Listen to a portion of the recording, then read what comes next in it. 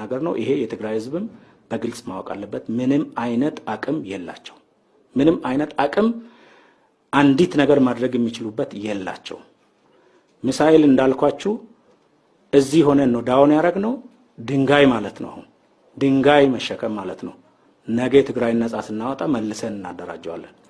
ራዳር እዚህ ሆነን ነው ዳውን የምናደርገው። ምንም አይጠቅማቸው። ምንም ነገ መልሰን ወደ ኃይል እናስገባለን። ስለዚህ ምንም ባለያዙት አንዳንድ ፎቶዎች ላይ እንደማየው ሚሳኤል ጋር ፎቶ ተነስቶ ልዩ ኃይል ሄዶ እኛ ስለምናውቀው እኛን ሊያታልሉን አይችሉም። ህዝቡን ሊያታልሉ ይሞክራሉ። ሚሳኤል ለመተኮስ ወይም ምን ያህል ርቀት ይሄዳል፣ ምን አይነት መሳሪያ ያስፈልገዋል፣ ለመተኮስ ምን አይነት ቅደም ተከተል ፕሮሲጀር ያስፈልጋል እኛን የምናውቀው። የሚያውቁት ነገር የለም። ቢተኮስስ ምን ያክል ይሄዳል የሚለውን እኛን የምናውቀው። እንዴት ነው የሚተኮሰው የሚለውን እኛን የምናውቀው። ስለዚህ ዲስኩርስ ስለሆነ ህዝቡ ከዚህ አንፃር ምንም ቅንጣት አክል ወያኔ አንድም ነገር እስከዛሬ ለምን ይጠብቃሉ? እንደዛ ከሆነ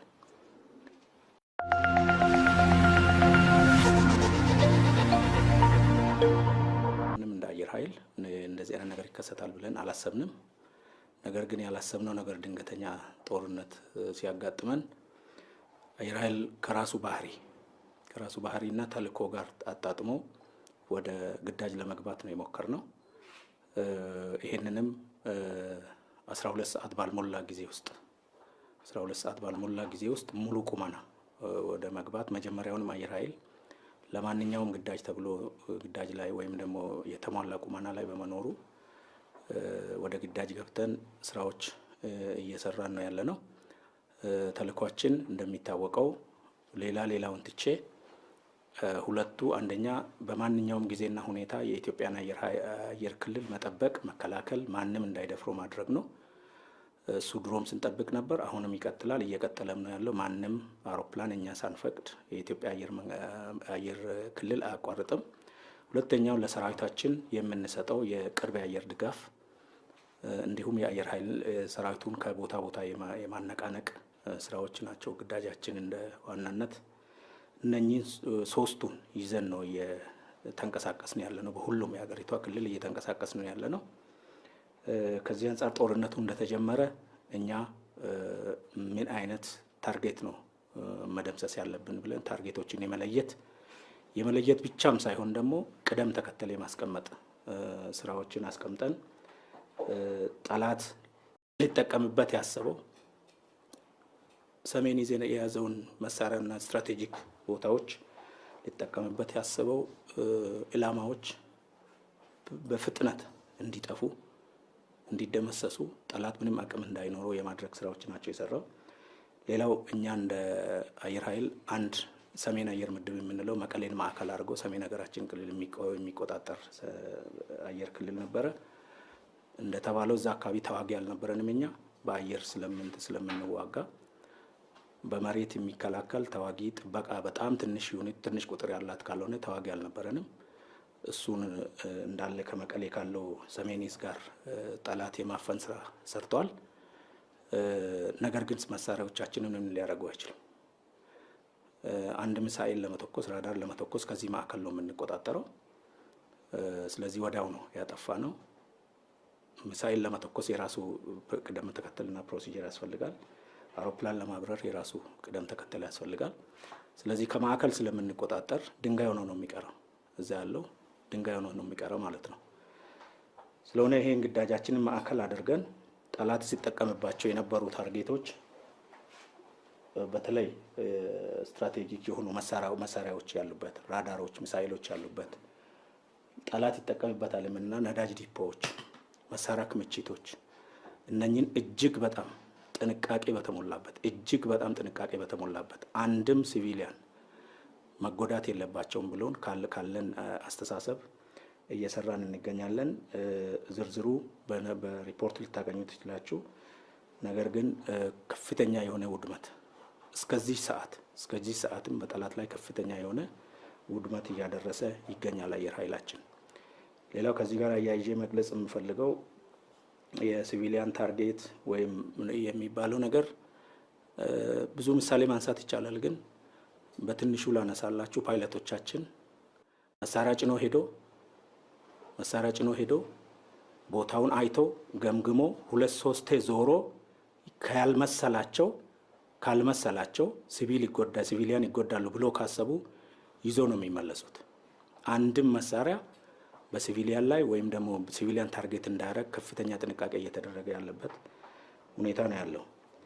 ከዚህ ጋር ተያይዞ ጠላት እንዲያርግ ያለው የሚለው ነገር በአጭሩ ወያኔ ማለት ለውሸት የተፈጠረ በውሸት የኖረ ከነውሸቱ የሚቀበር ማፊያ መሆኑን በደንብ ግልጽ መሆን አለበት ለኢትዮጵያ ሕዝብ።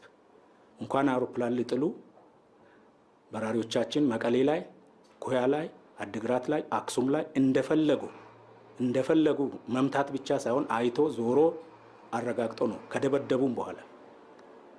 ስለዚህ ይሄ የማደናገሪያ ዘዴ እንደሆነ ታውቆ ምንም አይነት በእጃቸው የሚመቱበት መሳሪያም እንደሌለ ቢኖራቸው እንኳን አጫጭር የሚባሉ የትከሻ ቢኖራቸው እንኳን ከኛ አቅም በላይ እንዳልሆነ መታወቅ አለበት ለማለት ነው። ለወደፊትም ይህንን ሁኔታ በሚገባ ጦርነቱ ወይም ደግሞ መንግስት በሚሰጠን አቅጣጫ መሰረት እነዚህ ሌቦች እና የጁንታ ስብስቦች ቁጥጥር ስር እስከምናዋል መንግስት በሚሰጠንና ከመከላከያ ከሄድኳርተር በሚሰጠን ትዕዛዝ መሰረት ምርጥ ላማዎችን ከሰራዊታችን ጎን የመደምሰስ ስራ ይቀጥላል። ስለዚህ ይሄ ነው ለማለት የሚቻለው። በዚህ አጋጣሚ ሰሜን አየር ምድብ ያለው እንደ ታሪክም ለትግራይ ህዝብም ለኢትዮጵያ ህዝብም መግለጽ የምፈልገው አንድ ታጭር ነገር አለች።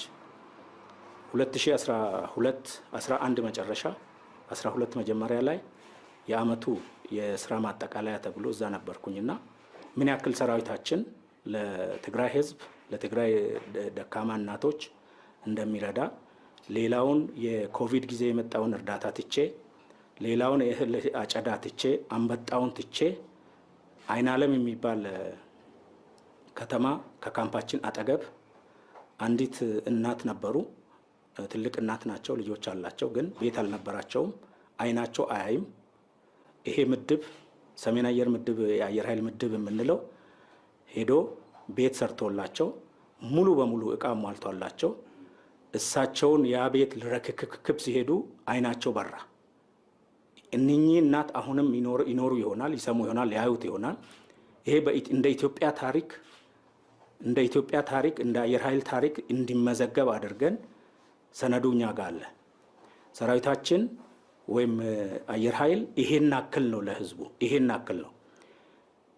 የዕለቱ ውለታም እህል ሲያጭዱ ውሎ ነው። ሙሉ ሰራዊት ከነ አዛዡ ከነ ምድብ አዛዡ እህል ሲያጭዱ ውሎ በተኙበት ነው ገብቶ ጽንፈኛው ያደራጃቸው የልዩ ኃይል ሰራዊታችንን ያፈነውና የጨፈጨፈው። ስለሆነም አሁን እነሱ እንዲያረጉ ሲቪሊያን ታርጌት እየመቱ ነው የሚለው ያን አክል ነው ሰራዊታችን ለህዝቡ ያለው ከበሬታ። ይሄ የኢትዮጵያ ህዝብም የትግራይ ህዝብም ማወቅ አለበት የሚል አመለካከት ስላለኝ ነው። ከዛ ውጪ ግን መላው ሰራዊታችን መላው የመከላከያ ሰራዊታችን ይሄ ጊዜ የሚወስድ ስላልሆነ በአጭር ጊዜ ውስጥ ይሄን ጁንታ ደምስሰን ትግራይን ነፃ አውጥተን ወደ ተሟላ አመት ወደ ወጣ ነው እቅድ ተመልሰን ወደ ስራችን እንደምንገባ በመተማመን ከሰራዊታችን ጎን 24 ሰዓት ምንም አይነት ጉዳት እንዳይደርስበት አየር ኃይል ከጎኑ መሆኑን ለመግለጽ እወዳለሁ። ጠላት አየር ኃይል ላይ የነበረው ግምገማ ጠላት የያዘው ግምገማ እውነትም ነው ውሸትም ነው። what we call paradox። ለምንድን ነው እውነት የምንለው? 27 አመት ተቋሙንም ሀገሪቷንም ሲመሩ የነበሩ ደንቆሮ ስብስብ ስለሆነ አየር ኃይል ኤሊት አንመሰርትም፣ ኤሊት አናደራጅም፣ አንገነባም ብሎ ሲፎክሩ ነበረ። እንደዛውም አየር ኃይል ባዶ አድርጎ ነው የወጡት። ስለዚህ በአንድ በኩል ግምገማቸው ትክክል ነው። የጠላት ግምገማ አየር ኃይል የለም እኛም እንደምንሰማው ስለዚህ እንደፈለግን እናረጋለን ብሎ መገምገማቸው ትክክል ነው። በሌላ በኩል ደግሞ ትክክል አይደሉም፣ ዋሽቶ ራሳቸውን ነው የዋሹት። እምልህ ላለፉት 2 አመት ተኩል መንግስት ከፍተኛ የሆነ ጥረት መከላከያ መንግስት አየር ኃይል ከፍተኛ የሆነ የትጥቅ የሰው ስልጠና የአሰራር ስርዓት ሪፎርም ከተካሄደባቸው ተቋማት አንዱ ነው አየር ኃይል። ስለሆነም ነው በጣም በማይገመት ሰዓት ወደ ተሟላ ግዳጅ ገብተን እየፈጸምን ያለ ነው። ስለዚህ አሁን ለወያኔ ብቻ አይደለም ነው እኛ እያለን ነው። ወያኔ አንድ እንትናት ለወያኔ ብቻ ሳይሆን እኛ መላ ሀገሪቷን አሁን በአሁኑ ሰዓት አይናችን እዛ ላይ ነው። በአሁኑ ሰዓት ምስራቅ አየር ክልላችን ወይም ደግሞ በምስራቅ የሚደረግ ማንኛውም እንቅስቃሴ በአሁኑ ሰዓት በደቡብ የሚደረግ በአሁኑ ሰዓት በሰሜን የሚደረግ ማንኛውም እንቅስቃሴ እዚህ ሆነን እየተከታተልን ነው፣ እርምጃም እንወስዳለን። ስለዚህ አየር ኃይል በምንም ተአምር ጠላት በሚገመግመው ሳይሆን የተሟላ ቁመናና አቅም ላይ ማንኛውንም ግዳጅ ለመወጣት የተሟላ አቅምና እንትን ላይ መሆኑን ለማረጋገጥ ነው የሚያስፈልገው ለህዝቡ። እነዚህ ሰዎች እድሜያቸውን ልክ ራሳቸውን ሲዋሹ፣ ህዝቡን ሲዋሹ፣ አገሪቷን ሲዋሹ የነበሩ ስለሆነ ከነሱ ብዙም ይሄን ነገር አያደርጉም ብዬ አላስብም። እኔ አይዋሹም እንደዚህ አይነት ነገር ብዬ አላስብም። እንግዲህ ሳምንት ሞልቷል፣ ጦርነቱ ሳምንት ሞልቷል። እስካሁን ታዲያ ማን ያዛቸው ነው? እስካሁን እኔም ሰማለሁ በወሬ በተባራሪ ባለበት ቦታ እንደመስሳለን፣ መሬት ላይ እናስቀራለን ብሎ ሲፎክሩ ነው የነበረው። ለምን እስካሁን ማን ለመናቸው? ማን ያዛቸው? ማን ከለከላቸው? በእጃቸው ከሆነ ለምን አልወረወሩ? እሱ ነው ጥያቄ መሆን ያለበት። እኛን ወዶን ነው ወይም ደግሞ ህዝባዊ ስለሆኑ ነው? ምን ስለሆኑ ነው እስካሁን የያዙትና ለምንድን ነው እስካሁን የያዙት ማለት ነው መልሶ መጠየቅ ያስፈልጋል። ስለዚህ እነዚህ ውሸታሞች ናቸው። ምንም አይነት አቅም የላቸውም። በነገራችን ላይ የክልሉ ርዕሰ መስተዳደር ነኝ ባይ